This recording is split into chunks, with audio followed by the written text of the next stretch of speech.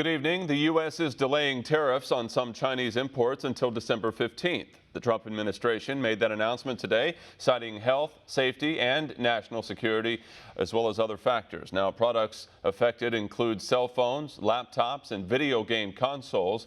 A planned 10% tariff on all other items will go into effect on September 1st. This comes as Robert Lighthizer, the trade representative, and Steve Mnuchin, the Treasury Secretary, are set to speak with top Chinese trade officials in 2 weeks after speaking with them via telephone today. One America's Emerald Robinson breaks it down from the White House. U.S. Trade Representative's office released a list of goods that will be subject to the new tariffs set to take effect on September 1st. That list of 122 pages included items like food items, kitchen items, chemicals, fireworks, glassware, ceramic household goods, and many electronic items. However, the USTR announced that 10% tariffs on phones and laptops will be delayed until December 15th.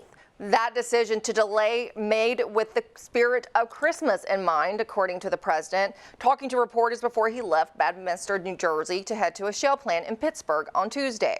So we're doing this for Christmas season, just in case some of the tariffs would have an impact on U.S. customers, which so far they've had virtually none.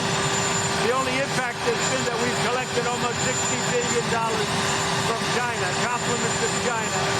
But just in case they might have an impact on people, what we've done is we've delayed it so that they won't be relevant for the Christmas shopping season. U.S. and Chinese trade teams held talks via phone call at the invitation of the U.S. Trade Representative Robert Lighthizer with his Chinese counterpart. Included in that call was Secretary of the Treasury Steve Mnuchin. The president early on Tuesday fired off a couple of tweets targeting the U.S.'s now main trade foe, first saying through massive devaluation of their currency and pumping vast sums of money into their system, the tens of billions of dollars that the U.S. is receiving as a gift from China.